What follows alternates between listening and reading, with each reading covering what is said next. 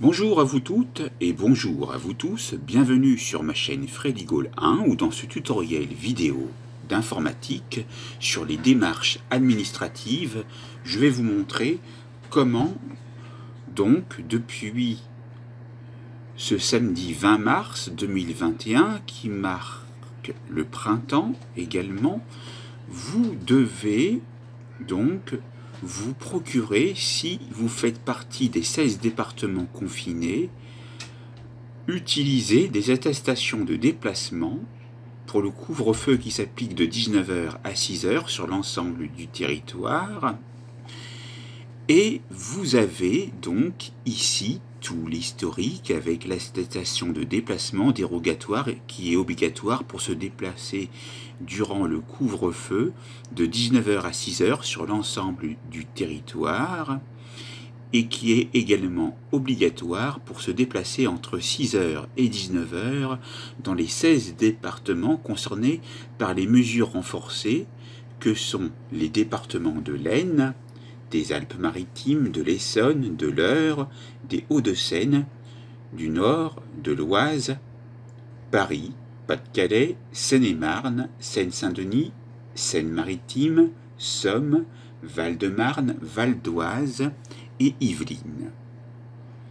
Dans ces départements, les déplacements ne sont autorisés qu'au sein du département ou dans un périmètre défini par un rayon de 30 km autour du lieu de résidence, sauf pour les motifs de déplacement signalés par un astérisque sur l'attestation. Donc vous voyez les sanctions auxquelles vous pouvez être confronté en cas de non-respect. Et nous voyons donc tout de suite comment télécharger l'attestation de déplacement dérogatoire.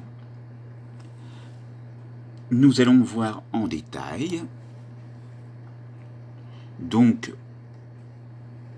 ici, vous pouvez les choisir au format texte, TXT, au format DocX de Word ou au format PDF. On va cliquer dessus et on voit donc que l'on a ici l'attestation de déplacement qui date du 19 mars 2021, soit hier. On appuie sur démarrer pour la télécharger. On peut télécharger le fichier en .docx également si on utilise Word. Et il est ici et aussi au format TXT. Pour les justificatifs de déplacement professionnel, vous pouvez donc les télécharger ici.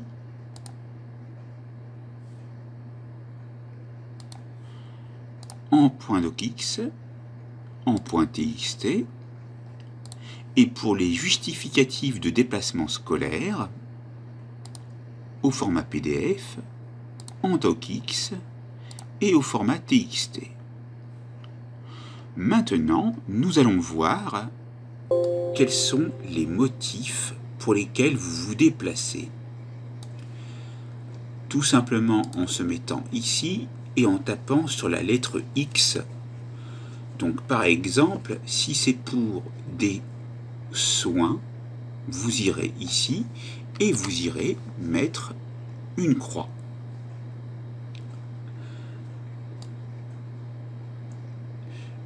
Donc vous irez bien sûr indiquer, et c'est important, le lieu, donc c'est-à-dire la ville, la date, l'heure, date et heure du début de sortie à mentionner obligatoirement. Vous imprimez, vous signez. Donc c'est en 2 pages, comme vous le voyez ici au format Word. Et vous avez vu les 15 motifs. Ici, on va les passer en revue. Activités professionnelles, enseignement et formation. Consultation et soins. Motif familial impérieux, personnes vulnérables ou précaires ou garde d'enfants, situation de handicap, convocation judiciaire ou administrative, mission d'intérêt général, déplacement de transit et longue distance, animaux de compagnie. Donc vous irez lire les textes.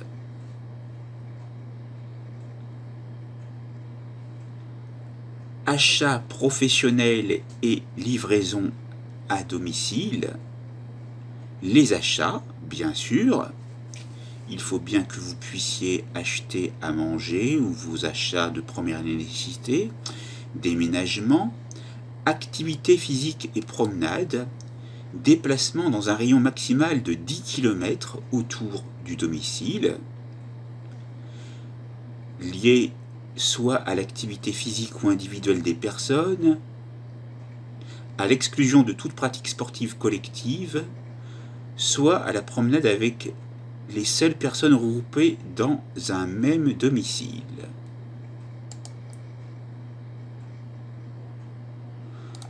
Donc ici, il n'y a pas de faute, mais quelquefois, ça peut donc indiquer, et je vais aller retaper le mot kilomètre,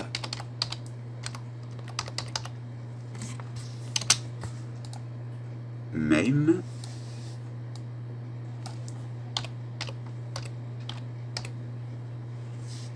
voilà, première,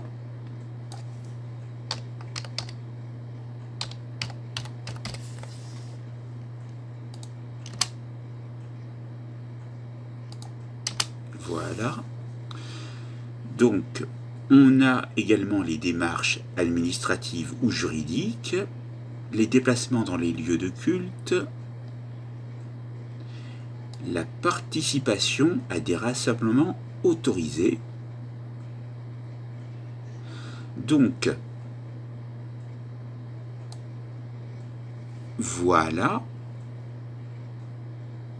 Vous pouvez également, si vous avez votre smartphone, avec une application gratuite qui est facilement trouvable sur le Play Store, scanner le QR code pour pouvoir aller télécharger l'application Tous Anti-Covid.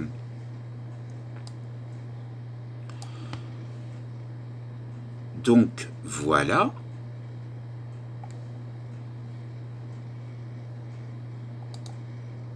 Je vais enregistrer pour enregistrer les erreurs qui viennent d'être corrigées et nous allons, jour du printemps, équinoxe du printemps, donc on va sur ouvrir avec, on voit que la présentation est différente et on déroule la liste jusqu'en bas et là on ne voit pas 12 motifs, mais 15 motifs. Et donc, si vous utilisez Foxit Reader, qui est gratuit, donc vous pouvez aller, et je vais vous montrer comment il faut faire, comment j'ai fait ici. Je vais donc me positionner au début. Et là, donc, on n'oublie pas de remplir tout. Si vous désirez les imprimer, vous pouvez le faire également. Donc, on remplit bien du début jusqu'à la fin. Ça, c'était pour l'attestation de déplacement dérogatoire. Ici, je vais fermer et on va voir le justificatif de déplacement professionnel, comment il se présente.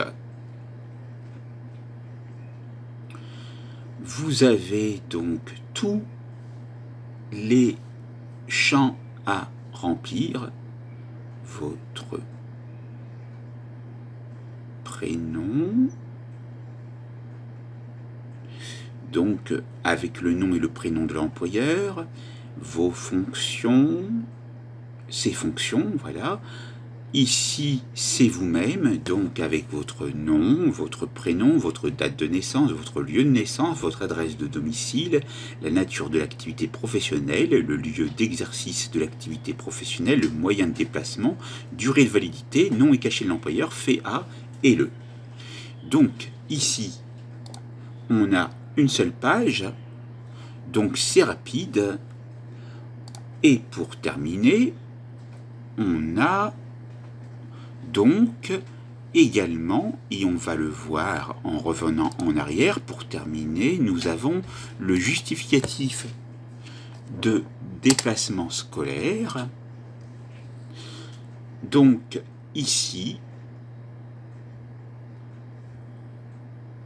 je sous-signais nom et prénom des parents, vous indiquez, certifie le caractère indispensable de mes déplacements entre mon domicile et le lieu de l'accueil de l'enfant. Ça, c'est pour aller les conduire à l'école. Donc, vous mettez le nom et le prénom de l'enfant, sa date de naissance, le moyen de déplacement que vous utilisez, le nom et l'adresse et le cachet de l'établissement d'accueil de l'enfant, fait à. Et donc, ça, normalement, ça pourrait avoir une valeur tout le temps. Vous pouvez faire même indiquer au crayon que la durée est donc sur une durée indéterminée jusqu'à la fin de l'état d'urgence sanitaire.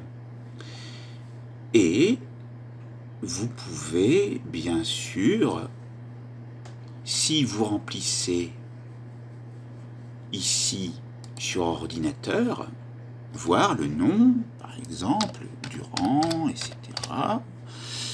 Là, vous êtes en minuscule, donc mettez-vous en majuscule, par exemple, etc. Donc, vous pouvez bien sûr aller dans le menu Fichier et imprimer.